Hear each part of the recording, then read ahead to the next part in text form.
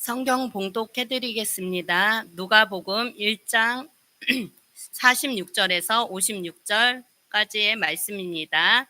누가복음 1장 46절에서 56절 신약 성경으로 88쪽쯤 있습니다. 마리아가 이르되 내 영혼이 주를 찬양하며 내 마음이 하나님 내 구주를 기뻐하였음은 그의 여종의 비천함을 돌보셨음이라. 보라 이제 후로는 만세의 나를 복이 있다 일컬으리로다. 능하신 이가 큰 일을 내게 행하셨으니 그 이름이 거룩하시며 긍휼하심이 두려워하는 자에게 대대로 이르는도다. 그의 팔로 힘을 보이사 마음의 생각이 교만한 자들을 흩으셨고 권세 있는 자를 그 위에 내리치셨으며 비천한 자를 높이셨고 줄이는 자를 좋은 것으로 배불리셨으며 부자는 빈손으로 보내셨도다. 그 종 이스라엘을 도우사 긍휼히 여기시고 기억하시되 우리 조상에게 말씀하신 것과 같이 아브라함과 그 자손에게 영원히 하시리로다 하니라. 마리아가 석 달쯤 함께 있다가 집으로 돌아가니라. 이것은 오늘 우리에게 주시는 하나님 말씀입니다. 네, 찬양 감사합니다. 인사하겠습니다. 할렐루야. 네, 반갑습니다. 날씨가 좀 추우시죠? 네, 날이 좀 추워진 것 같습니다. 우리 성도 여러분, 오늘 추운 날씨에 교회에 오실 때 그 길가에 있는 가게들 많이 보셨죠? 혹시 보셨습니까? 안 보셨습니까? 네, 무심코 지나치셨나요? 어떠셨는지 모르겠습니다. 우리 방화동, 우리 교회가 위치해 있는 또 우리가 살고 있는 이 방화동 내에도 수많은 가게들이 있죠. 수백 개의 아마 가게들이 이런 가게 저런 가게 아마 있을 것 같습니다. 제가 그 가게들 가운데 굉장히 인상 깊게 본 가게가 하나 있습니다. 그 가게는 어떤 가게냐면 목공예품을 파는 가게예요. 혹시 아시는 분이 계시는지 모르겠습니다. 제가 상호는 따로 말씀드리지 않겠습니다만 저쪽 그 신방화 사거리 쪽에 하나은행이 있죠. 그 하나은행에서 우리 교회로 오는 길은 크게 한 여러 가지가 있을 수 있겠습니다만 좀 빨리 올 수 있는 길은 한 두 가지 갈래의 골목이 있는 것 같은데 그 가운데 한 골목에 있는 가게입니다. 앞서 말씀드린 것처럼 목공예품을 아주 예쁘게 만들어서 파는, 물론 저는 그 가게에 한 번도 들어가 본 일이 없습니다. 그런데 그 가게를 제가 인상 깊게 본 이유는 뭐냐면 제가 여러 차례 밤에 산책을 하다가 제가 조금 평상시보다 늦게 산책을 할 때가 좀 있습니다. 그러면 정확하지는 않은지 모르겠습니다만 그 가게를 지나칠 시간이 대략 한 8시 반에서 한 9시경 그 가게 앞을 이렇게 지나는 것 같습니다. 근데 지나칠 때 보면 항상 그 가게는 불을 켜놓고 있습니다. 그런데 제가 이렇게 슬그머니 그 안을 들여다보면 손님은 고사하고 그 가게의 주인, 사장님도 그 가게에 없어요. 그러니까 바꿔 말하면 그 가게는 이미 영업을 종료한 겁니다. 그런데도 불을 환하게 켜놓고 있습니다. 처음에는 좀 낭비 아닌가? 가게 영업이 끝났으면 불을 끄셔야지 왜 켜놓고 있을까 하는 생각을 했더랬습니다. 그런데 여러 차례 불이 켜져 있는 모습을 보다 보니 슬그머니 제 마음속에 어떤 마음이 드느냐면요, 이런 마음이 드는 겁니다. 이 가게는 언제나 이 자리를 지키고 있겠구나. 이 자리를 어지간해서는 떠나지 않겠구나. 그런 생각이 드는 거예요. 뭐랄까요? 조금 쉽게 말씀드리면 나는 항상 여기 있을 거예요. 라고 하는 것을 마치 지나가는 행인들에게 보여주는 것처럼 그렇게 불을 켜놓고 계신다 하는 겁니다. 그게 첫 번째 드는 생각이었어요. 그리고 두 번째 드는 생각은 무엇이냐면, 여러분 옛날에 우리 등을 켤 때 형광등이 있고 백열등이 있죠. 그러면 백열등은 좀 불그스름한 빛 아닙니까? 맞죠? 그렇습니까? 안 그렇습니까? 맞죠? 예. 형광등이 좀 하얀색이고, 예, 그랬던 것 같습니다. 꼭 그 가게는 백열등을 곳곳에 켜놓은 격입니다. 그러면 밖에서 볼 때 어떤 느낌을 받게 될 것 같으세요? 불그스름한 약간 주황빛의 그런 빛이 새 나오는 겁니다. 어떤 느낌이 드느냐면요, 굉장히 따뜻하고 포근한 느낌을 받습니다. 그래서 제가 그 어둠이 잔뜩 깃들어 있는 그 골목을 지나칠 때 항상 그 깜깜한 밤에 불을 켜놓고 있는 그 가게를 보면서 들었던 느낌은 앞서 말씀드린 것처럼 두 가지. 첫 번째는 언제나 그 자리에 있을 것 같은 느낌. 두 번째는 굉장히 따뜻하고 포근한 것 같은 느낌을 받게 되더라 하는 것입니다. 우리 성도 여러분, 오늘 우리는 대림절 넷째 주일을 맞이하여 누가복음 1장의 말씀, 이게 누가 노래했던 찬양이죠? 여러분들 성경 보시면 다 써있죠? 누가 노래한 찬양입니까? 마리아, 예수님의 어머니 되시는 마리아가 하나님을 찬양하는 말씀이 기록되어 있습니다. 마리아의 찬양은 아시다시피 구약 성경에 있는, 예를 들면 모세의 노래, 또는 미리암의 노래, 또는 한나의 찬양의 노래 등등과 함께 성경에 기록되어 있는, 우리에게 잘 알려져 있는 찬양 가운데 한 찬양이라고 말씀을 드릴 수가 있겠습니다. 마리아는 이미 천사를 통해서 수태고지, 수태고지가 뭐죠? 네가 아기를 갖게 될 것이다 라는 천사의 예언의 말씀, 그 말씀을 들은 바가 있습니다. 그 말씀을 들었을 때 놀랍게도 마리아는 어떻게 화답을 했었더랬죠? 주의 여종 이온이 말씀대로 이루어지이다. 이렇게 화답을 한 일이 있습니다. 말씀대로 이루어지이다. 무슨 뜻이죠? 말씀대로 이루어질 것을 믿습니다. 또는 말씀대로 이루어지기를 제가 바랍니다. 원합니다. 이런 뜻이라고 말씀을 드릴 수가 있겠습니다. 그렇게 화답한 일이 있어요. 그리고 나서 마리아가 하나님을 찬양하는 말씀이 바로 오늘 본문 말씀이다. 이렇게 말씀드릴 수가 있는 겁니다. 그럼 성도 여러분, 오늘 말씀을 먼저 살짝 보시면 마리아의 찬양이 시작될 때 46절과 47절 앞에 있는 두 절의 말씀을 보면 어떤 말씀이 있느냐 하면 이렇게 간단하게 말씀드릴 수가 있겠습니다. 마리아가 이렇게 찬양하고 있는 거예요.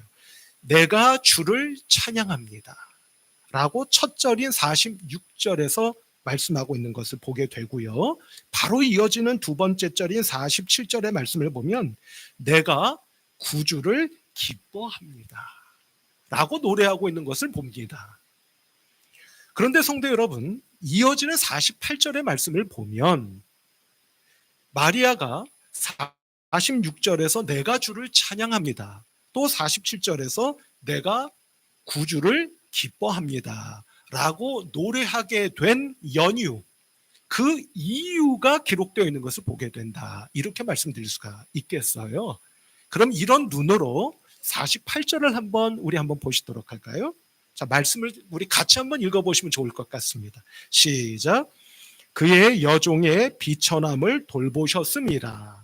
보라, 이제후로는 만세의 날을 복이 있다. 일컬으리로다. 아멘. 이렇게 말씀하고 있는 걸 봅니다. 그러니 성도 여러분, 마리아가요, 수태고지를 듣고 하나님을 찬양할 때 내가 하나님을 찬양합니다, 내가 구주를 기뻐합니다 라고 노래하면서 앞서 말씀드린 것처럼 내가 왜 하나님을 찬양하고 구주를 기뻐하는지에 대하여 지금 말씀하고 있습니다 라고 말씀을 드렸는데요, 여러분들 눈에 혹시 좀 보여지실까요?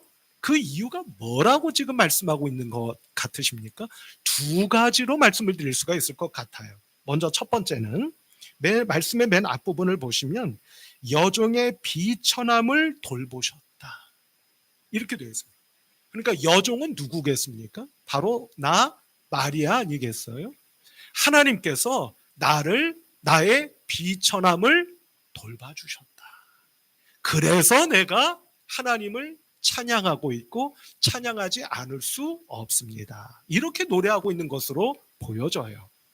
성도 여러분, 제가 한 주간 동안 여기서 마리아가 노래하고 있는 나의 비천함이라고 하는 게 도대체 무엇을 의미하는 것일까? 이렇게 저렇게 생각도 해보고 기도도 해보았습니다. 여러 가지가 짚혀져요. 그래서 제가 이 부분에 대해서는 이것은 여러 가지로 말씀을 드릴 수 있기 때문에 하나만 딱 말씀드리기는 좀 어렵겠다라는 결론에 다다르게 되었습니다. 그래서 이 말씀은 차치하고, 자, 두 번째, 마리아가 하나님을 찬양할 수밖에 없었던 이유에 주목해 보려고 합니다. 그 두 번째 이유는 뭘까요? 자, 이어지는 말씀을 한번 봅니다. 이제후로는 만세에 나를 복이 있다, 일컬으리로다 라고 노래하고 있는 걸 봅니다. 그러니까 찬양하는 이유가, 두 번째 이유는 뭐라는 말씀이에요? 이제부터는, 이제후로는 사람들이 나를 어떻다고요? 복이 있다고 일컬을 겁니다. 그래서 내가 하나님을 찬양하고 찬양할 수밖에 없습니다 라고 노래하고 있다. 그렇구나 라고 하는 것이 눈에 뜨이더라 라고 하는 겁니다. 자, 그런데 성도 여러분, 잘 아시다시피 마리아가 수태고지를 들었어요. 받았어요. 이거 성도 여러분, 하나님을 찬양할 이유가 되는 겁니까? 어떠세요? 하나님이 나를 찾아와 주셨으니 너무너무 감사하니까 어찌 찬양하지 않을 수 있으리, 그런 생각이 드시죠? 그런데 현실적으로 생각해 볼 때 내가 마리아예요. 근데 내가 아이를 갖게 된답니다. 그런데 마리아는 지금 어떤 상태예요? 결혼했어요, 안 했어요? 안 했잖아요. 안 했는데 아이를 갖게 될 거라는 예언의 말씀을 들은 겁니다. 그걸 받은 거예요. 하나님을 10분 찬양할 만 합니까? 어떠세요? 이거는요, 천부당 만부당한 얘기예요. 왜냐하면 여러분 아시죠? 그 당시는, 결혼하지 않은 여성이 아이를 가져? 그럼 어떤 처분을 받습니까? 우리 쉽게 얘기하면 돌팔매질을 당하는 거예요. 근데 아주 무서운 건 뭐냐면 돌팔매질을 당한다로 끝나는 게 아닙니다. 돌팔매질을 당한다는 얘기는 무슨 얘기냐면 죽을 때까지 돌팔매질을 당한다는 얘기예요. 그러니까 돌에 맞아 죽어라, 이 얘기예요. 그러면 마리아는요, 지금 꼼빡 어떻게 될 목숨인 겁니까? 죽게 될 목숨인 거예요. 그런데 찬양이 나옵니까? 나올 수가 없죠. 땅바닥에 널브러져서 땅을 치며 통곡해야 되고 한탄해야 되는 순간 아니겠습니까? 아니면 분을 못 이겨서 주변에 있는 사람들을 원망하고 저주를 퍼부어도 모자랄 판에 지금 마리아는 뭘 하고 있는 거예요? 하나님을 찬양하고 있다. 그것도 어떻게 해요? 이제 후로는 사람들이 나를 어떤 사람이라고? 복이 있는 사람이라고 일컫게 될 겁니다 라며 하나님을 찬양하고 있는 거예요. 성도 여러분, 한 주간 제가 문득 생각해 보는 겁니다. 마리아는 어떻게 이렇게 찬양할 수가 있었던 걸까? 제가 만일 마리아라면 어떻게 이런 찬양을 할 수 있었을까? 계속 기도하며 묵상해 보는 거예요. 그러다가 성도 여러분, 이런 생각을 해보게 된 겁니다. 그거는 뭐냐면 결론이 너무나 분명한 겁니다. 그건 바로 마리아는요, 진짜 믿은 거예요. 정말로 믿은 겁니다. 뭐를요? 내가 갖게 될 그 아이가 누구라는 것을. 그분이 바로 그토록 기다리던 메시아, 바로 그리스도이시고 주님이시며 온 세상을 다스리실 왕이 되실 것이라고 하는 것을 정말로 믿은 거예요. 그러니까 마음을 열고 입을 열어 뭘 할 수밖에 없는 겁니까? 찬양할 수밖에 없어요. 우리 성도 여러분, 이 마리아의 정말로 믿은 믿음이 오늘 저와 여러분들의 똑같은 믿음이 되시기를 저는 원합니다. 그 믿음은 어떤 믿음이라고요? 이 세상에 오신, 이제 우리가 사흘 뒤면은 맞이하게 될 성탄, 예수님의 이 땅에 오심이, 그 예수님이 누구시라는 것을 말입니까? 그분이 진정 그리스도시요 주님이시며 온 세상을 다스리실 왕이시라고 하는 것을 정말로 믿는 믿음. 그 믿음이 마리아에게 있었던 것뿐만 아니라 2000년이라고 하는 시공을 훌쩍 뛰어넘어서 성령의 도우심으로 오늘 우리도 입을 열어 심령을 열어 주님, 당신은 진정 그리스도시요 나의 주님이시며 온 세상을 다스리실 왕이심을 제가 믿습니다. 라는 믿음이 저와 여러분들에게 충만해지시고 꼭 함께해 지시는 우리 성도 여러분들의 믿음들이 다 되실 수 있기를 우리 주님 예수 그리스도 이름으로 축원합니다. 이에 대해서 말입니다. 성도 여러분, 같은 누가복음 2장에서 이렇게 말씀하고 있는 것을 우리가 보게 되거든요. 자, 누가복음 2장 10절로 11절 말씀. 우리 앞에 보시면은 말씀이 있을 겁니다.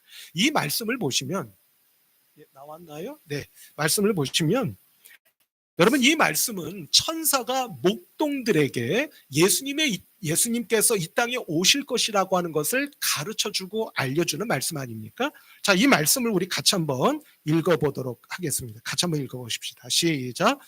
천사가 이르되 무서워하지 말라. 보라, 내가 온 백성에게 미칠 큰 기쁨의 좋은 소식을 너희에게 전하노라. 오늘 다윗의 동네에 너희를 위하여 구주가 나셨으니 곧 그리스도 주시니라. 아멘. 이렇게 말씀합니다. 여러분, 지금 천사가 목동들에게 예수님이 이 땅에 오시는 것을 가르쳐주고 알려주는 말씀이라고 말씀드리지 않았습니까? 그런데 이 말씀의 맨 끝부분을 한번 보세요. 뭐라고 기록하고 있습니까? 다윗의 동네에 너희를 위하여 구주가 나셨으니 곧 그리스도 주시니라 라고 말씀하고 있습니다. 그 아기 예수가 누구시라고요? 그리스도 주시니라. 그리스도이시요 주님이시라고 말씀하고 있는 것을 보게 되는 겁니다. 성도 여러분, 여기서 주시다라고 할 때 주, 우리도 왜 이 말을 자주 쓰곤 하지 않습니까? 그래서 우리 주님, 주께서 등등 여러 가지로 표현하여 말씀하지 않으세요? 근데 성도 여러분, 여기서 주라고 하는 이 말은 헬라어로 퀴리오스예요. 여러분 들어보신 분들이 계실 겁니다. 퀴리오스라고 하는 말입니다. 그런데 이 퀴리오스라고 하는 주라는 뜻을 가지고 있는 이 말은 어디서 온 말이냐면요. 구약 성경에 보면 하나님의 이름을 뭐라고 부릅니까? 하나님께서 당신의 이름을 가르쳐 주셨어요. 그 이름이 뭐예요? 여호와입니다. 여호와 하나님, 우리가 이렇게 부르잖아요. 그런데 성도 여러분, 구약 성경에 있는 여호와라고 하는 하나님의 이름을 헬라어로 바꿀 때 그 여호와라고 하는 이름을 뭐라고 번역했느냐면 바로 조금 전에 말씀드린 네 글자. 벌써 잊으셨나요? 뭐죠? 퀴리오스. 그러면 천사가 목동들에게 이렇게 말하고 있는 것 아닙니까? 아기가 하나 태어날 텐데, 예수라고 하는 아기가 태어날 텐데, 그 아기는 너희들을 구원하실 그리스도이시며 동시에 주, 곧 퀴리오스, 바꿔 말하면 하나님 그분이시오 라고 말씀하고 있는 것에 다르면 하나님이 오신다는 겁니다. 하나님이 이 땅에 오신다는 이야기예요.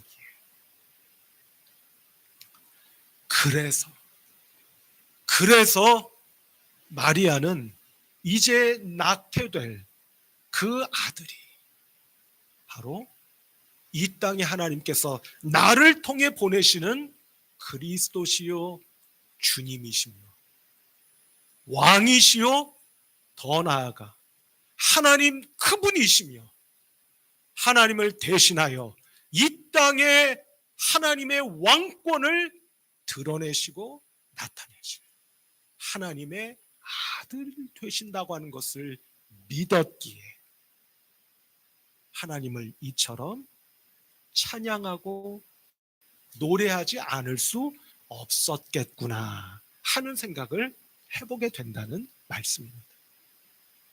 따라서 성도 여러분, 여기서 말입니다. 우리가 놓쳐서는 안 되는 아주 중요한 사실이 한 가지 있다는 것을 발견하게 되는 거예요.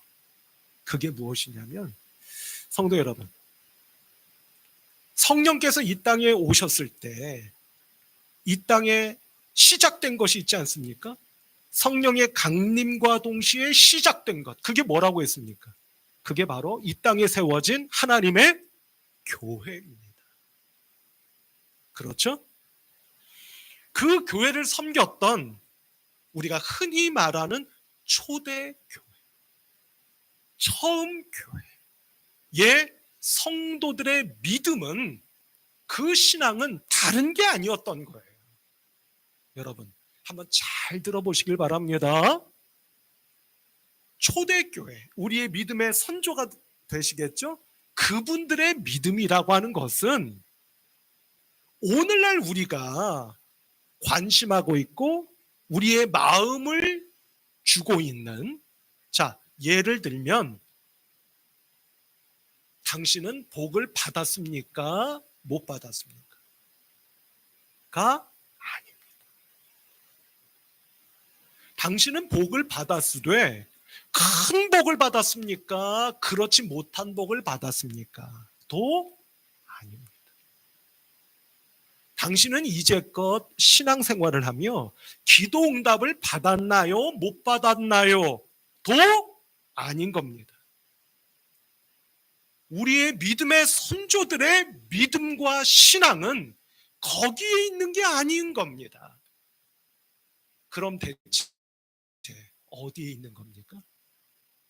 그것은 너무나도 단순하고 너무나도 간단하며 그러나 너무나 분명하고 명확한 것이었던 겁니다. 그게 뭐였던 겁니까? 예수가 주시라는 겁니다. 예수님이 그리스도시라는 겁니다. 예수 그리스도가 우리의 왕이시라는 겁니다. 그 신앙 이상도 이하도 아닌 겁니다. 성도 여러분, 한번 따라해 보실까요? 예수가 그리스도시다. 예수님이 나의 주님이시다. 예수님은 우리의 왕이 되신다. 성도 여러분, 이것이 성경이 우리들에게 알려주고 계시고 가르쳐주고 계시는, 우리가 반드시 마음속에 담아야 하고 품어야 하며 새겨야만 하는 우리의 진짜 신앙이요 믿음인 겁니다. 우리 성도 여러분, 성탄을 목전에 두고 이 믿음이 저와 여러분들의 믿음이요 우리의 진실한 믿음의 고백과 찬양이 되실 수 있기를 주님의 이름으로 축원합니다. 그게 뭐라고요? 예수가 주시다. 예수님이 그리스도시다. 예수님이 나의 왕이시다. 라고 하는 겁니다. 여기까지 생각이 미치자 제가 성경을 찾아보게 되는 겁니다. 뭘 찾아보게 되느냐면, 아니 그러면 말이야, 그 이후로 성경은 정말 이 사실을 말씀하고 있는 걸까? 궁금해지는 거예요.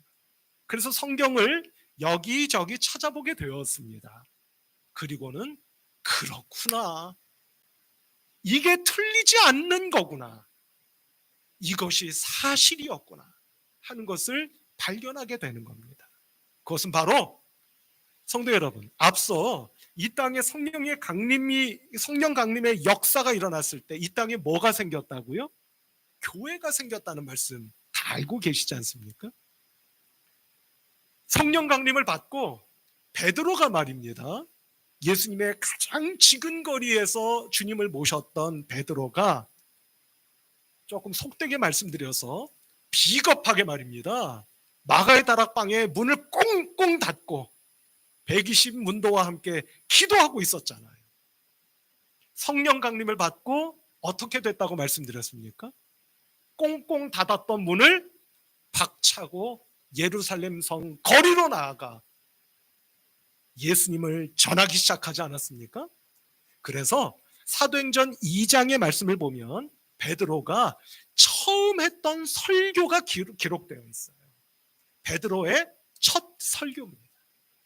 설교가 꽤 길어요. 그런데 그 긴 설교의 마지막 절, 그러니까 베드로의 첫 설교의 결론이라고 말씀을 드릴 수가 있을 것 같아요. 그 말씀을 한번 보실까요? 사도행전 2장 36절의 말씀입니다. 이 말씀을 같이 한번 우리 읽어보도록 할까요? 시작. 그런즉 이스라엘 온 집은 확실히 알지니 너희가 십자가에 못 박은 이 예수를 하나님이 주와 그리스도가 되게 하셨느니라 하니라. 아멘. 이게 베드로의 첫 설교의 결론입니다. 그 결론이 뭐예요? 너희가 예수를 십자가에 못 박아 죽이지 않았느냐. 그런데 하나님께서 그를 살리셔서 누가 되게 하셨다? 그리스도와 주가 되게 하셨다. 베드로의 설교의 결론이 뭡니까? 똑같은 겁니다. 예수가 그리스도시다. 예수가 주님이시다. 라고 하는 결론인 겁니다. 그러면 베드로만 이렇게 설교했을까? 제가 궁금해진 거예요. 그래서 혹시 말이야, 바울은 어떻게 했을까? 찾아본 겁니다. 그런데 놀랍게도 바울도 똑같은 말씀을 하고 있는 것을 보게 되는 거예요. 로마서 1장입니다. 로마서 1장 1절과 2절의 말씀을 보면 바울이 로마에 있는 그리스도인들에게 인사를 하는 말씀이 있어요. 그리고 나서 바울이 하고 싶은 말, 제일 첫 말입니다. 그게 바로 3절과 4절에 기록되어 있는데요. 자, 이 말씀도 우리 같이 한번 읽어보도록 할까요? 자, 보이시는 대로 같이 한번 읽어봅시다. 시작. 그의 아들에 관하여 말하면 육신으로는 다윗의 혈통에서 나셨고 성결의 영으로는 죽은 자들 가운데서 부활하사 능력으로 하나님의 아들로 선포되셨으니 곧 우리 주 예수 그리스도 신이라. 아멘. 이렇게 말씀하고 있는 거예요. 여러분, 로마서는 아시다시피 복음을 가장 잘 풀어 설명하고 있는 말씀이라고 우리가 보통 말하지 않습니까?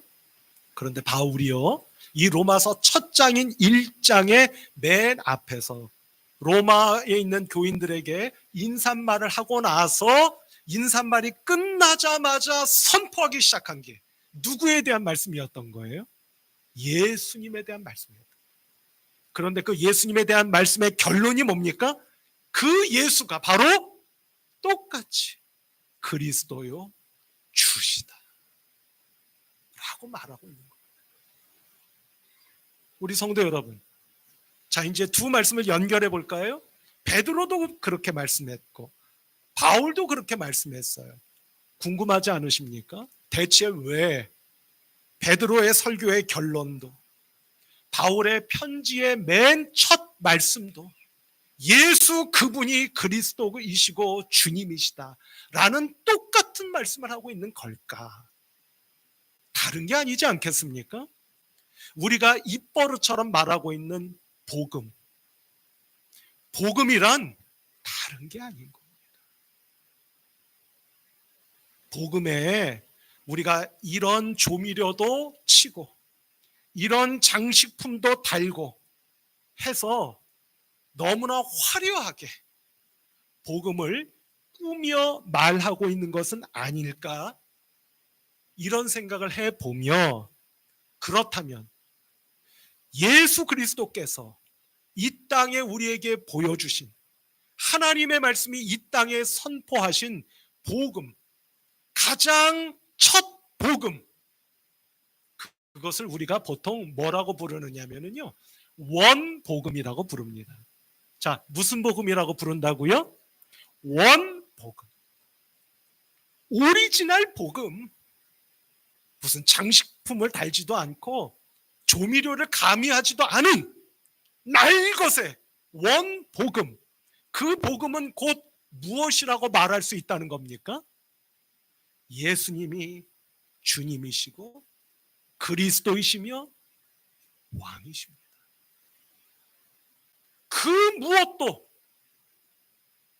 우리의 그리스도일 수 없고 주님일 수 없으며 더더욱 우리의 왕일 수가 없습니다. 라는 믿음, 그리고 그 믿음에 굳건히 서 있는 우리의 선포, 그것이 바로 복음인 겁니다.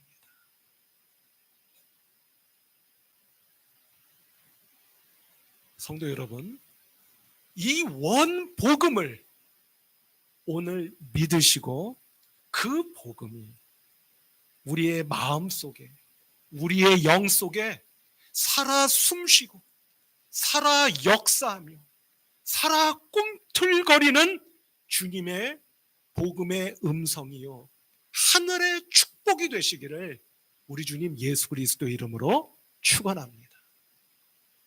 성탄이 사흘 앞으로 왔습니다. 저는 앞서 말씀드린 그 목공의 품을 파는 가게 기억나시죠? 그 가게의 모습이 오늘 우리 방화동 중앙교회의 모습이 되기를 저는 소원해 봅니다. 이 원복음이 우리의 마음속에 있음으로 인하여 그것이 우리의 믿음이요 찬양이며 고백이 되기를 원하며, 다른 이들이 우리 교회를 지나다닐 때에 저 교회는 언제까지나 저 자리를 지킬 것만 같아. 뿐만 아니라 저 교회는 불그스름한 등이 켜져 있는 것은 아닐지라도 저 교회는 언제나 따스해 보여, 언제나 따뜻한 것 같아. 그분들은 알지 못할 수도 있을 겁니다. 왜냐하면 그럴 수 있는 이유가 바로 저와 여러분들의 마음속에 가득해 있는 무엇 때문입니까? 우리 안에 있는 그 복음. 예수님이 나의 주님이십니다. 그분만이 세상을 구원할 그리스도이십니다. 그분만이 온 세상을 뒤덮고 다스리실 유일무이한 왕이심을 믿는 믿음, 그 믿음 때문에 언제나 이 자리를 지키며 지나다니는 모든 이들에게 따뜻함과 포근함을 안길 수 있는 성탄을 그 믿음으로 기다리며 준비하는 이 세상에 있는 모든 크리스찬들, 특별히 오늘 이 시간 이 자리에서 예배하고 있는 사랑하는 우리 성도님들, 한 분 한 분 모두가 되실 수 있기를 우리 주님 예수 그리스도의 이름으로 부탁드리며 축원합니다. 기도하십시다. 하나님 아버지, 은혜와 사랑을 감사합니다. 대림절 마지막 주일인 넷째 주일에 성탄절을 목전에 두고 오시는 주님, 예수님이야말로 우리의 주님이시요 그리스도이시며 왕이심을 믿습니다. 주님 오시옵소서. 경배드립니다. 찬양합니다. 하나님을 노래하는 마리아처럼 저희들도 이렇게 찬양하고 노래하며 주님 오시는 길을 준비하고 예비하는 참 믿음의 사람들 다 될 수 있도록 도와주시옵소서. 예수 그리스도의 이름으로 기도하옵나이다. 아멘.